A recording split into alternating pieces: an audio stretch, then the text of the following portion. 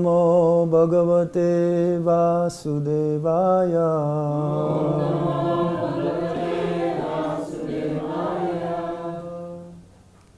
So today we continue reading from the Srimad Bhagavad Gita as it is. Chapter 2, contents of the Gita summarized. And today's text is 40. It's page 113 in your book. Well, it depends on which edition it is. But in my edition, it's 113. Niha Vikrama Nasoste Pratyavayo Navidyate Swalpam api asya dharmasya Trayate mahato vaya Niha Vikrama Nasoste Pratyabhadyo Navidyate Swalpam api asya dharmasya Trayate mahato vaya Niha Vikrama Nasoste Pratyavayo navidyate Swalpam api asya dharmasya Trayate mahato vaya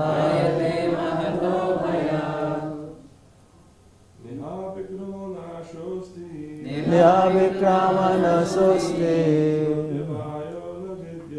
Pratyavayo navidyate Swalpam api asya dharmasya Trayate mahato vaya Niha Vikrama Nasoste Pratyavayo navidyate Swalpam api asya dharmasya Trayate mahato vaya Niha Vikrama Nasosti Niha Vikrama Nasosti Pratyavayo navidyate Pratyavayo navidyate Swalpam api asya dharmasya Swalpam api asya dharmasya Trayate mahato vaya Trayate mahato vaya Niha Vikrama Nasosti Pratyavayo navidyate Swalpam api asya dharmasya Trayate mahato vaya Niha Vikrama Nasosti Pratyavayo navidyate Swalpam api asya dharmasya Trayate mahato vaya Niha Vikrama Nasosti Pratyavayo navidyate Swalpam api asya dharmasya Trayate mahato vaya. Word for word meaning. Na, there is not. Iha, in this yoga. Abhikrama, in endeavoring. Nasaha, loss. Asti, there is. Pratyavaya, diminution. Na, never. Vidyate, there is. Sualpam, a little. Api, although. Asya, of this. Dharmasya, occupation. Trayate, releases. Mahata, from very great bayat, danger. Translation and purport by His Divine Grace A.C. Bhaktivedanta Swami Srila Prabhupada. Srila Prabhupada ki jai. In this endeavor, there is no loss or diminution, and a little advancement on this path can protect one from the most dangerous type of fear. Everybody please repeat. In this endeavor, there is no loss or diminution, and a little advancement on this path can protect one from the most dangerous type of fear. Srila Prabhupada's purport. Activity in Krishna consciousness, or acting for the benefit of Krishna without expectation of sense gratification, is the highest transcendental quality of work. Even a small beginning of such activity finds no impediment, nor can that small beginning be lost at any stage. Any work begun on the material plane has to be completed. Otherwise, the whole attempt becomes a failure. But any work begun in Krishna consciousness has a permanent effect, even though not finished. The performer of such work is therefore not at a loss, even if his work in Krishna consciousness is incomplete. 1% done in Krishna consciousness bears permanent results, so that the next beginning is from the point of 2%. Whereas in material activity, without 100% success, there is no profit. Ajamil performed his duty in some percentage of Krishna consciousness, but the result he enjoyed at the end was 100% by the grace of the Lord. There is a nice verse in this connection in Srimad Bhagavatam, Canto 1, Chapter 5, Text 17. Chakva sudharmang charanam bhujam harer bhajan apakvo tapatet tato yadi yatra kwa babadhram abud amushyakim kovarta apto bhajatam sa dharmata. Quote, if someone gives up his occupational duties and works in Krishna consciousness and then falls down on account of not completing his work, what loss is there on his part? And what can one gain if one performs his material activities perfectly? Unquote. Or as the Christians say, quote, what profiteth a man if he gain the whole world, yet suffers the loss of his eternal soul? Unquote. Material activities and their results end with the body. But work in Krishna consciousness carries a person again to Krishna consciousness even after the loss of the body. At least one is sure to have a chance in the next life of being born again as a human being, either in the family of a great cultured Brahmana or in a rich aristocratic family that will give one a further chance for elevation. That is the unique quality of work done in Krishna consciousness. Thus end the Bhaktivedanta purport on chapter 2, text 40 of the Bhagavad Gita. Om Jnana Timirandasya Gyanam Gyana Shalakaya Chakshura Militam Jena Tasmai Sri Gurave Namaha Sri Chaitanya Manovistam Stapitam Yena Bhutale Swayam Rupa Kadamayam Tadati Swapadantikam Vandeham Sri Guru Sri Juta Padakamalam Sri Gurum Vaisnavamscha Sri Rupam Sagrajatam Sahagana Raghunatam Vitam Tam Sajivam Sadvaitam Sadvadutam Parijana Sahitam Krishna Chaitanya Devam Sri Radha Krishna Padan Sahagana Lalita Sri Visakam Vitamscha He Krishna Karuna Sindho Dinabandho Jagatpate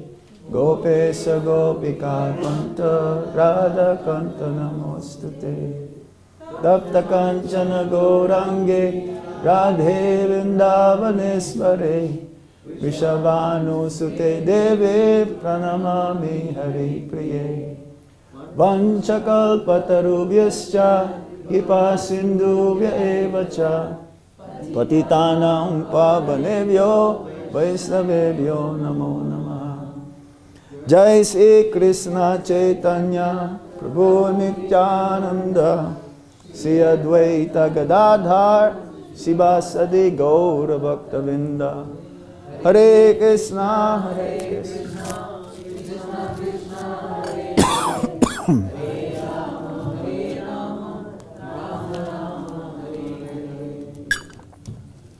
Hare Krishna, Hare Krishna, Krishna Krishna, Hare Hare, Hare Rama, Rama Rama, Hare Hare. Niha Vikramana Soste Pratyabhayo Vidyate Swalpam Api Asya Dharmasya Trayate Mahato Baya. This text from the Bhagavad Gita is very encouraging, especially to all of us who are endeavoring. Krishna gives us an assurance that anyone who performs a little bit of bhakti or devotional service without any self-motivation will lead us in the future, even in this life or afterlife, a guaranteed that we will be able to continue from where we left off.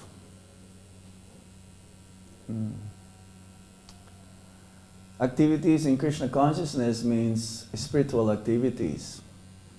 That means it's beyond the modes of material nature. Anything that's been done which is beyond the modes of material nature has an eternal effect, eternal result. Anything which is done materially has a result also, but the reaction will be the cause of bondage in the future.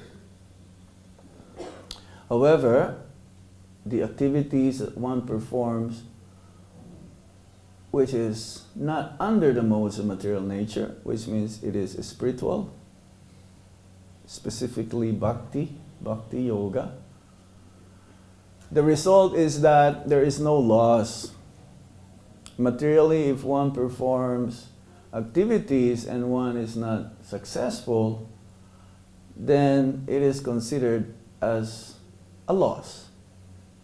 If it is not completed 100%, as Srila Prabhupada mentions in the purport, it is considered as a failure.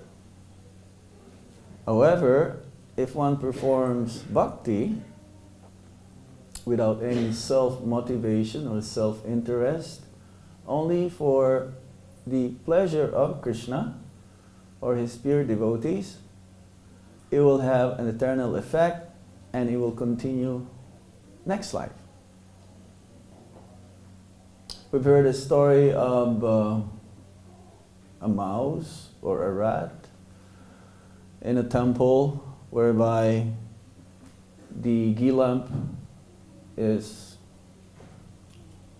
almost being extinguished But somehow or other, because the smell of the ghee is very attractive to the mouse or the rat, and the rat wanted to eat that part of the ghee lamp, and somehow the rat pushed further the ghee wick so that it will be able to continuously burn.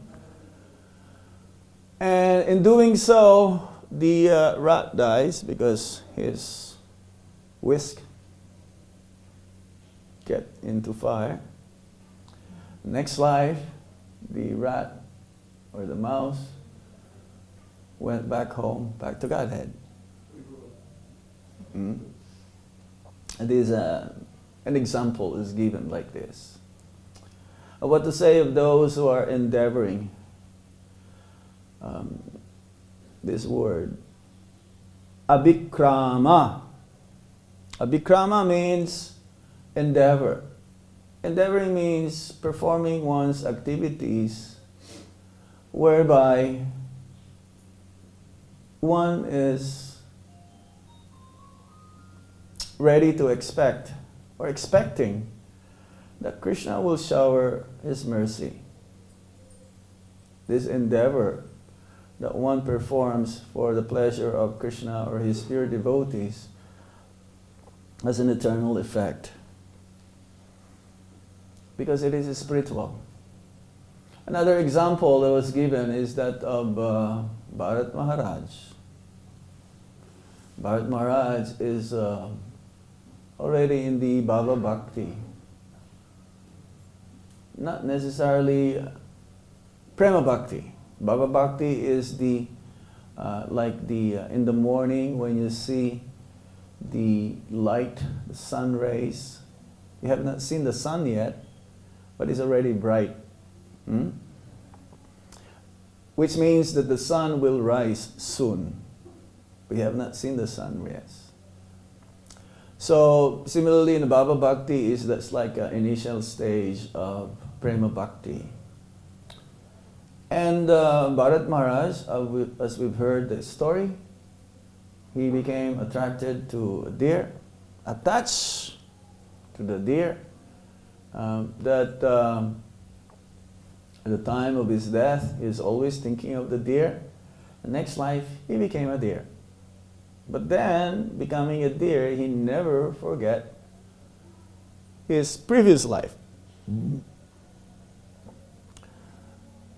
He never forget his spiritual practices, that he himself,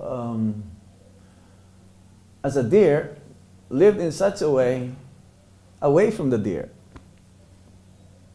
the flocks of deer, because he wants to complete what he, things that he did not finish. Then after that, he became Jadabharat, right? And Jadabharat also very realized soul. He pretended to become deaf and dumb. He was born in a Brahminical family, and whatever his family members would do for him is considered as very, very low, because they think that he is deaf and dumb. He doesn't know anything. If they ask him to do something, he will do the opposite. And they will give him leftover food stuff that is not even fit to be eaten by animals. But he would consider this as very relishable, as nectar. And then that was his last birth. After that, he went back home, back to Godhead. We've heard another story of Ajamil. Ajamil, who took birth also in a Brahminical family, and somehow or other, while collecting flowers for puja, he witnessed a Sudra and Sudrani embracing and kissing with each other. And he became attracted to this. So much so that he left his wife. He left his family. And captured this Sudrani, prostitute, to be his so-called wife. And he begot 10 children. Even at the age of 88 or 89, he begot a child, the youngest of them all. And he named him Narayana because of his upbringing in a Brahminical family. That he became attached as well with this young boy Narayana, and he's always calling Narayana, come here, Narayana, let's eat. Narayana, it's time to sleep.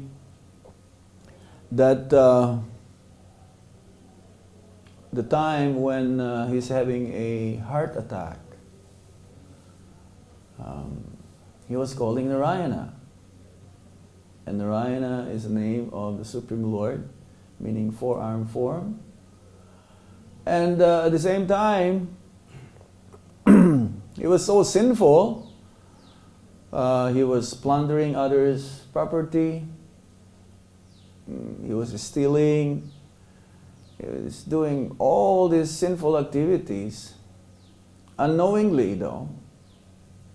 And at the same time, he was chanting the name of Lord Narayana, that even though he was lived a full lifetime, the other half of his lifetime, of course, before he was very pious, but then after getting married or begetting children with his Sudrani, that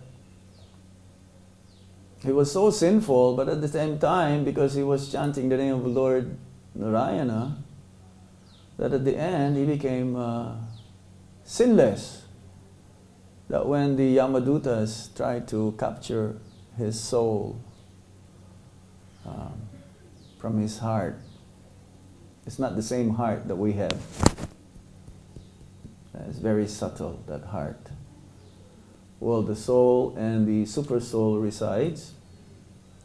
The Vishnudutas came and pervade the Yamadutas to take the soul of Ajamil. He was saved, and he was given another life whereby he took birth again. So took birth again means a renewed life, same body, but a renewed life as a devotee, performing bhakti yoga in Haridwar. And ultimately, at the end of his life, the Vishnudutas came again with an airplane and took Ajamil to go back home, back to Godhead. This is the power of bhakti. Bhakti yoga is amazing. It is the culmination of all the performance of austerities, charities, penances. It is the culmination of traveling to all the holy places in the universe. It is the culmination of all the activities whereby one will surrender unto the lotus feet of the Supreme Lord, and all one's activities is only meant to please Krishna. So very fortunate are those who somehow or other, even a little bit of endeavor in this practice of bhakti yoga, will be able to save one from the most dangerous type of fear, which is at the time of death. Because no one wants to die. Being eternally living being, spirit, soul, this is our nature. We don't want to die, but somehow or other our body will perish any moment. Either 10 years from now, or 10 months from now, or 10 days from now, or 10 seconds from now. It will come, inevitable. Everyone, no one can stop death. It's like no one can stop time. No one can stop death. It will come. But anyone who performs devotional service has a permanent effect, even though it is not finished. That's why sometimes we see new devotees coming who just came. We joined before them, even many years ahead before them. But when they came to Krishna consciousness, they seem to be far more advanced than we are. They don't have to endeavor as much as we do. I know some devotees who's been a bhakta for 20 years. Bhakta means doesn't want to completely confine himself to commit to the practice whereby he will take guidance from a bona fide spiritual master or take shelter unto the pure devotees of the Lord and take initiation. But some we've seen, he just came, seemingly far more advanced. Doesn't have to endeavor that much to chant Hare Krishna Maha Mantra, to get up early in the morning. Doesn't have to do that much endeavoring. It's like natural for them. But for others, they have to drag themselves in the mornings. Even though we know that we have to wake up early in the morning, but for others who just joined recently, it's like natural. It's not so much endeavor. And this is because they have performed bhakti previously in their lifetime, previous lifetimes. There was one devotee, and Prabhupada gave him first and second initiation and sannyas all at the same time. And some of the Western devotees, disciples, they were asking Prabhupada, why is like this? He just came. And Prabhupada says, you just came. He was a devotee already before. He was born in a Brahminical family. You're the one who's new. Even though you think you joined earlier, you're the one who is new. He was here before you. Because a pure devotee can see that, can see them. So, once one took the process of Krishna consciousness, he will never forget Krishna. Somehow may fall down, or may go away outside the association of the devotees. But Prabhupada says also that one day they will all come back. And we've seen many devotees who fell into Maya, who did a lot of service to Srila Prabhupada and to the mission. And before their life ends, they came back and they left their body in the association of devotees.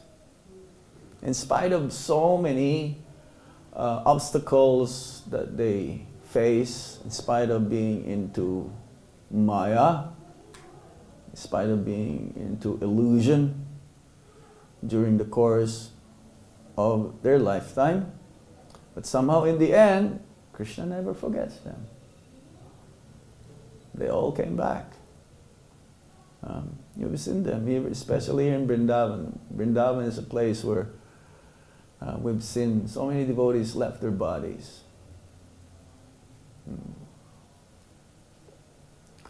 And they all left very gloriously. They all left very happy. The materialists, when they leave their body, they're so much in frightening situation, so much afraid. They pass stool and urine, and their face is like, you can see that they're really like very, very afraid. Seeing the Yamadutas, of course. But the devotees who left their bodies, they're smiling. They're very peaceful. Because knowingly that where they're going to go is far better than where they'll be leaving behind.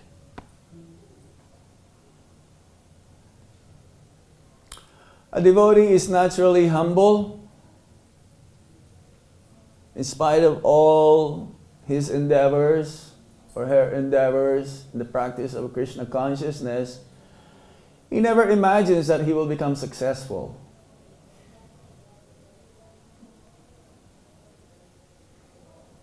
He never imagines that he will become successful.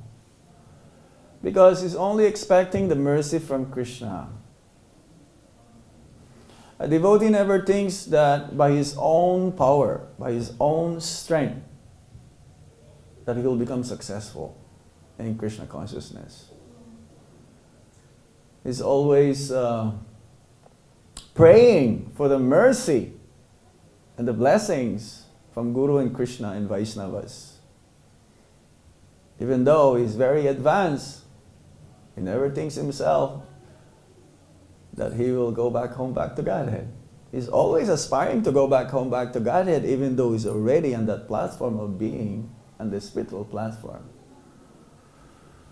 For a pure devotee, there is no difference whether he's in this material world or to go back home, back to Godhead.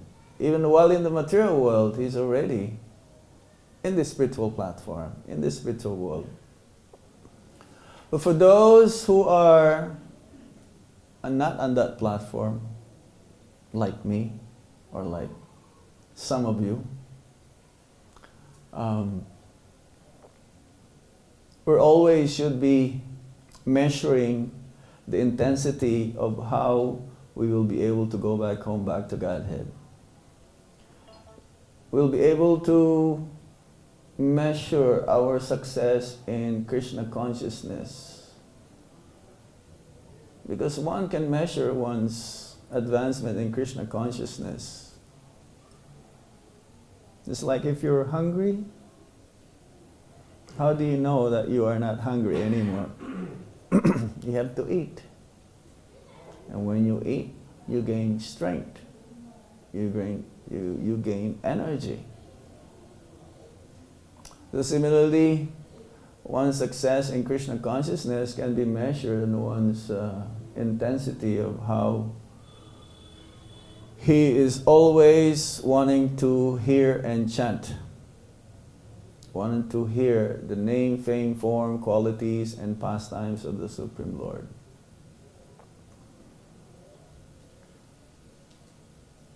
Even those who are the most advanced, they're always wanted to hear and chant.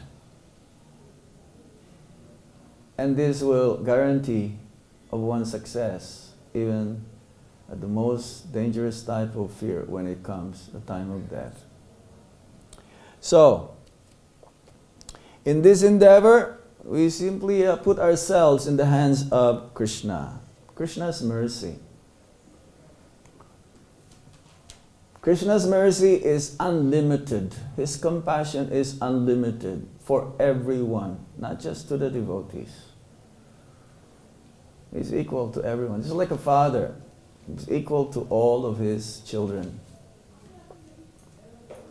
But those who are obedient, they get the full mercy. They get the full blessings of the Father. They're the right inheritor. They have the right to inherit the Father's wealth. Even though the wealth could be equally for everyone, but for those who are rebellious, like the materialist, conditioned souls, They don't want to take. They're not ready to accept the mercy of the Supreme Lord. They're not ready. When Krishna gives something, he does not take it back. This is Krishna. He's the only person like this. Sometimes when we give something, we think, oh, why did I give this?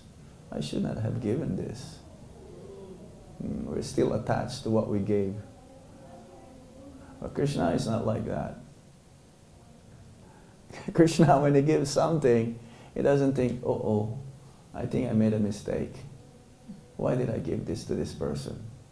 No. What he gives to everyone is equal. When he gives to everyone, he does not take it back. But are we ready to receive it? This mercy, these blessings. So we should not be resentful when we see if there is a big gap of from where we are right now and where we should be ending up, our final destination. We should not be resentful. Meaning to say that we should not be so sorry that, oh, I have a long ways to go. Of course, we should think like that. I have a long ways to go. Because if you don't think like that, then we will not endeavor further. The endeavor is always there, from the beginning till the end. But Krishna is asking us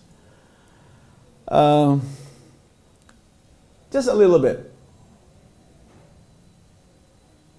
And what is Krishna asking from us? Surrender. This is our real nature, to surrender to Krishna. But somehow or other, we are not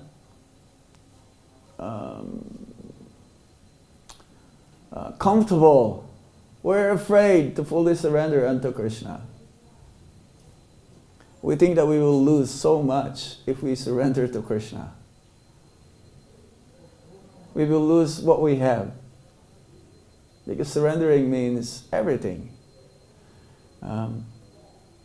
Surrender doesn't mean, when you surrender, it's like in World War II. The soldiers who surrender, I already mentioned this earlier. When they surrender, they don't raise one hand only. I surrender. How do they surrender? I get two hands. I surrender. I give up everything. So Krishna is not asking something which we're not able to do. Krishna is asking from us which is just natural for us to do. To surrender. And that surrender starts from having a little bit of faith, from the process.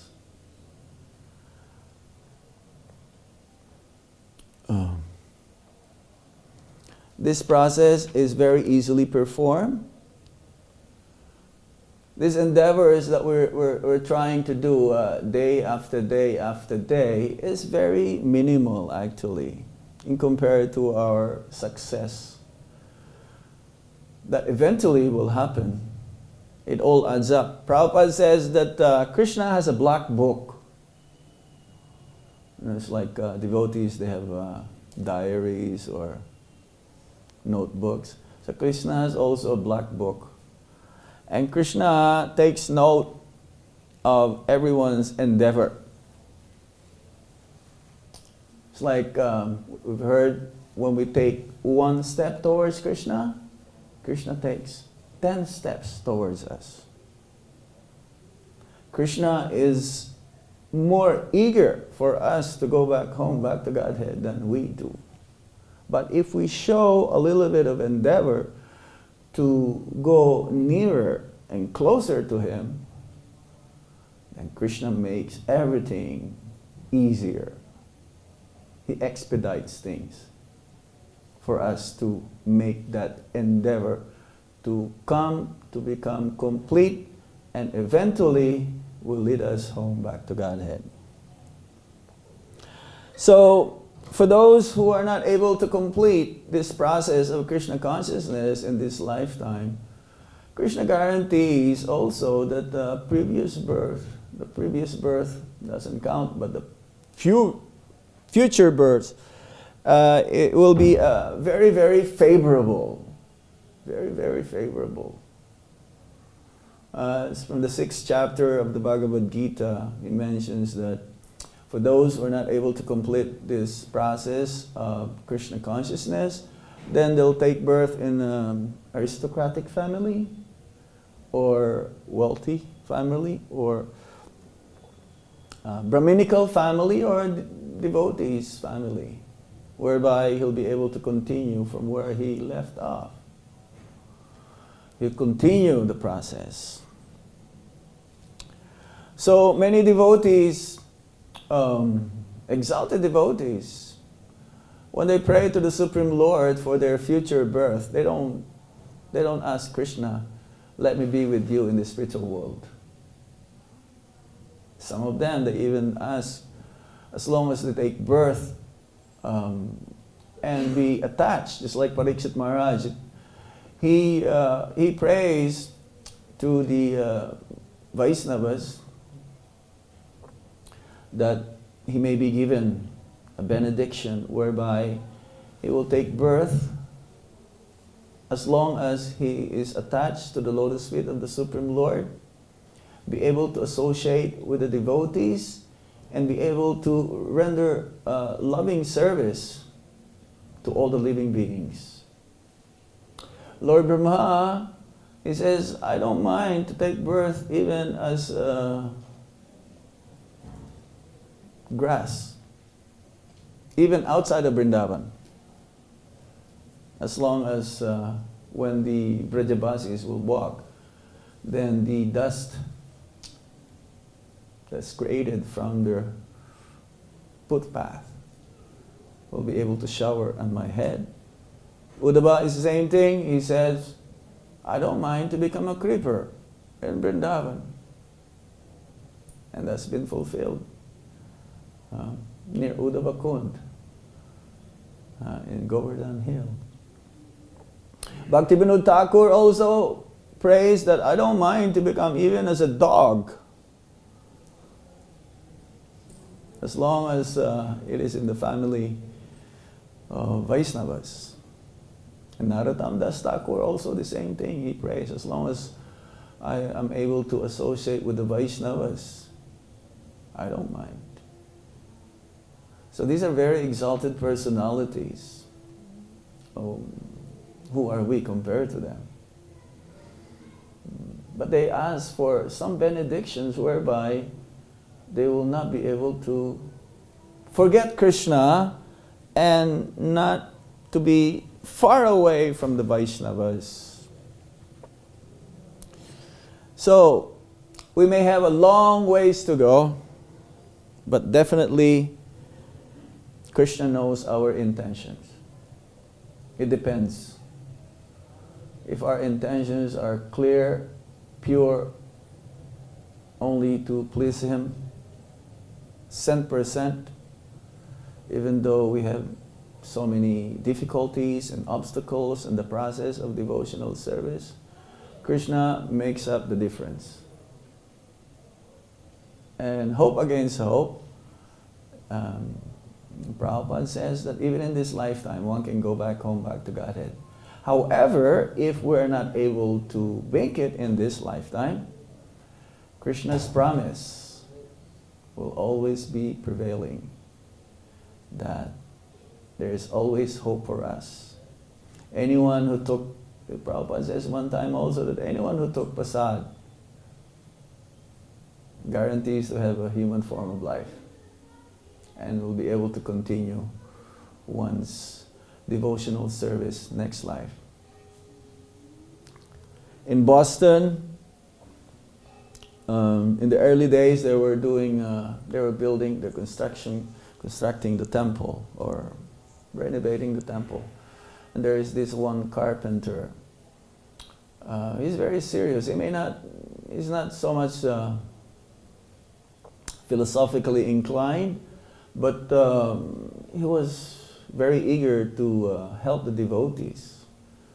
So they asked Prabhupada, shall we preach to him?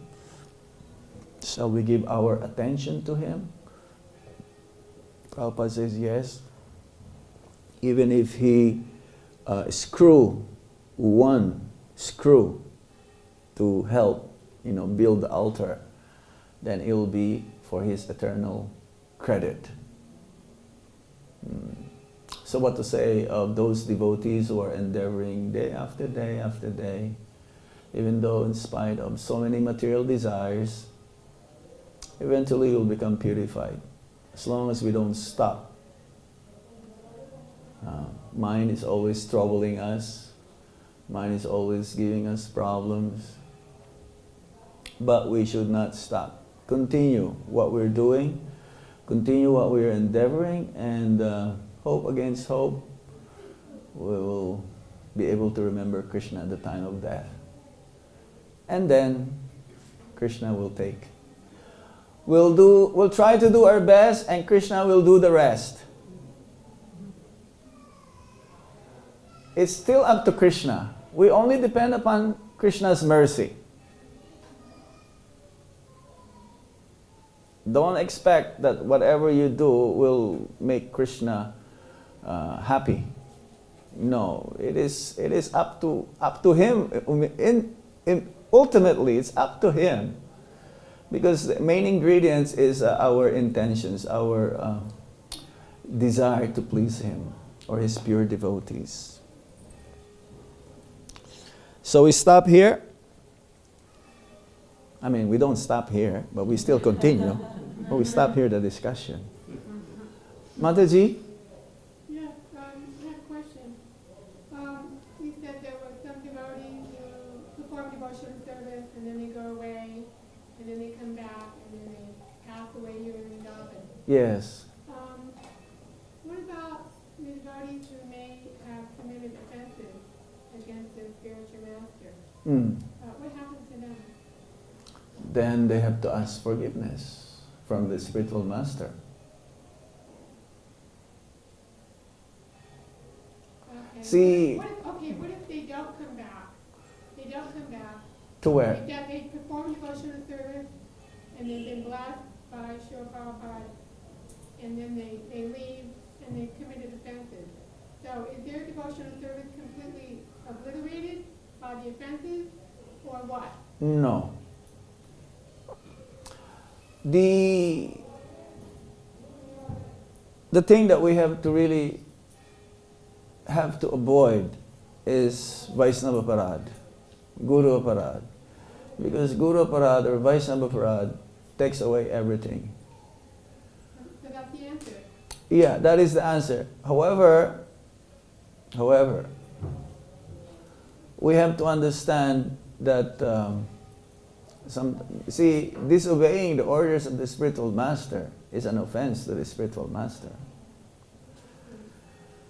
So the only way how we can counteract this is to ask forgiveness. What if they don't have the intelligence to do that? Can we pray for them?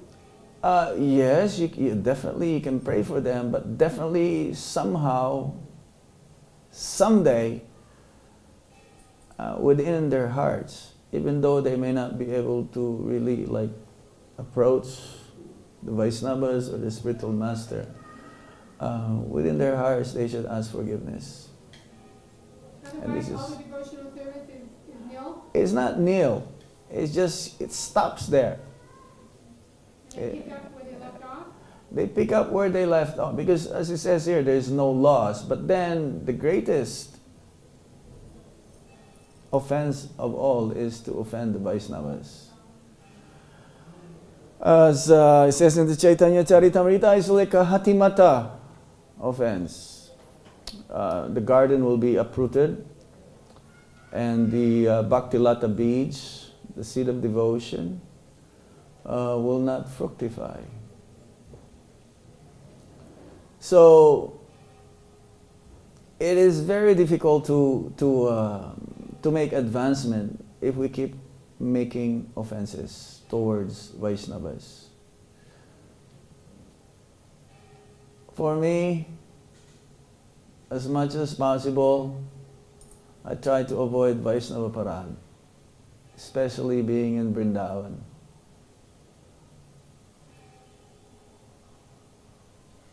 If you want to stay in Vrindavan, if you want to stay in Bhakti, then don't do any Vaishnava Parad. You can do any other aparads, and they can be counteracted by chanting Hare Krishna Mahamantra. But if you do Vaishnava Parad, it doesn't matter how much you try to chant, that chanting doesn't make any effect at all. Because Krishna is the one who feels the pain when you commit Vaishnava Parad. Because Krishna is in the heart of the devotees, and in the heart of Krishna, the devotees reside. So at the same time, try not to commit Vaishnava Parad. And if knowingly or unknowingly you did Vaishnava Parad, you ask forgiveness. And if somehow you're not able to ask forgiveness to that Vaishnava, then you ask Krishna also for some help, to give you the intelligence or the courage to ask. But somehow, let's say the guru left, then you continue your bhakti, and pray somehow that you become forgiven. It's very subtle. How we'll be able to understand it's not so easy. Not so easy. I also heard that, of course, she's talking about offenses. There's a big chart of how serious some offenses might be. Yes. Some of them are really offensive and really serious. Some of them are not so bad. Right. Some are just fall down. But also, I heard that sometimes Krishna arranges for people, like for instance, the Mayavadis, they're making offenses. Of course, I don't know if it's Guru Aparad, but they may take birth as a tree, or somebody in Vrindavan may make some offense, they take birth as a dog or a pig or some animal in Vrindavan, and then they suffer, and then they go back afterwards. So possibly Krishna also may want to punish the devotee a little bit, chastise them for their offense, give them some birth, and then again let them reawaken, possibly, right? Krishna is the only one, as it says, Krishna is the only judge. We cannot judge anyone. It is not for us to judge anybody. We should try to encourage as much as possible the devotees. But yes, Prabhupada says in the purport of Bhagavatam, 5th canto, that those devotees who commit aparads, they took birth as animal in Vrindavan. And that will be their last life. Then they'll go back home, back to Godhead after that. You have to die in Vrindavan to do that? Well, those who are in Vrindavan, who commits aparad in Vrindavan, Vrindavan is the best place also to counteract those aparads. But Vaishnava aparad, you have to ask forgiveness directly. Who is that? Ambarish? Is that Ambarish Maharaj and Durvasa Muni?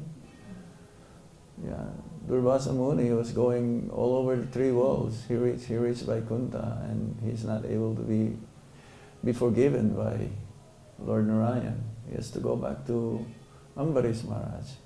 But a devotee, he doesn't take offense. It's Krishna who takes the pain.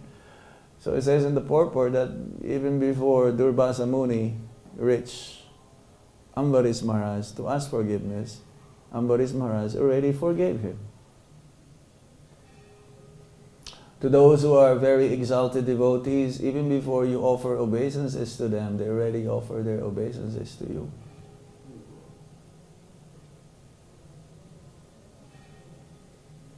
So for them, they don't take any offenses. They think that actually they did something from previous lifetimes or previously.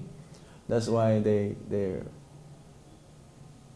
get the result from this person or this devotee that they're doing some pain or some harm to them. Prabhupada was like that also. He thought that he's, even before he left his body in Vrindavan, he asked forgiveness from all of his God brothers, because in due course of preaching, he says that I might have said something which, became like offensive towards them. But this is due to preaching. So he asked forgiveness. So we should be like this also. That's why every morning when we offer Vanchakalpa Taruvyascha Kripa Sindhu Evacha Patitanam Pavanebhyo Vaishnavebhyo Namo Namaha. This is asking forgiveness from all the Vaishnavas that we have committed an offense or offenses from the past, and this travels wherever they are in the planet. But this is not enough at the same time that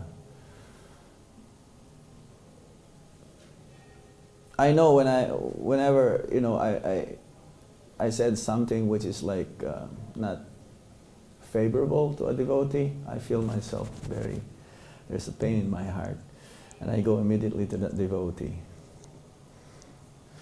within the next 24 hours. Because I know there's some pain inside. And if you don't feel that pain and you're still committing offenses, then I'm sorry. It's not possible to go back home, back to Godhead. Yes, sir. Very Maharaj, wonderful class. Great listening to all the things.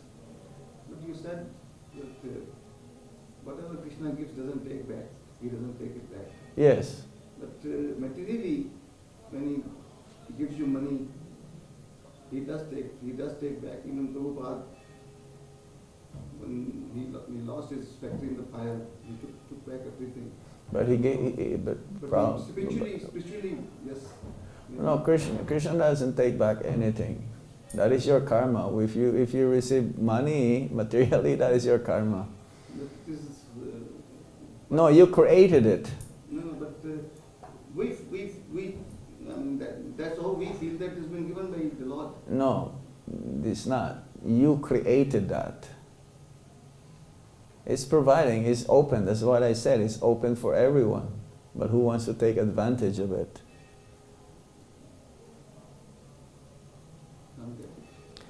Nothing is being taken. When you die, you don't take anything with you, because it doesn't belong to you anyway. You have nothing to do with it. But when Krishna gives something very valuable, He doesn't take it back. You're not able to understand the context. That's what it is. Spiritually, yes, whatever He gives. But materially, you create it. Krishna doesn't create material things for you. Right? Yes or no? So when if somebody does this ISKCON bhakti, does he take a human life again? It doesn't have an eternal effect. This karma bhakti, it doesn't have an eternal effect. You start from scratch again.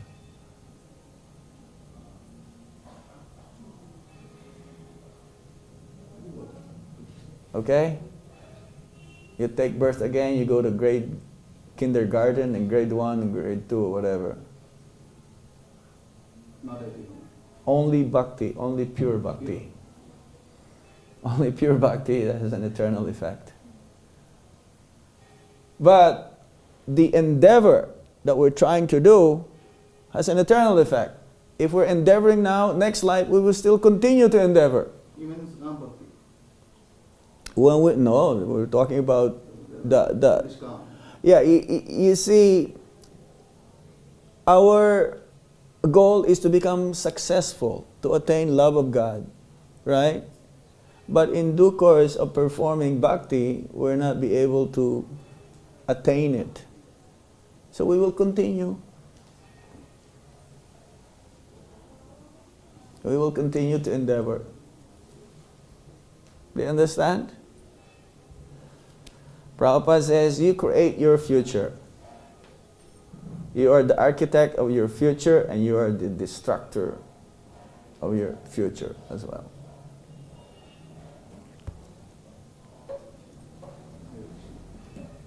Okay, thank you very much. Srila Prabhupada ki jai. Becoming successful in our endeavor sooner ki jai. Tayo go, Primanandi, Hari Hari Bo. Hare Krishna.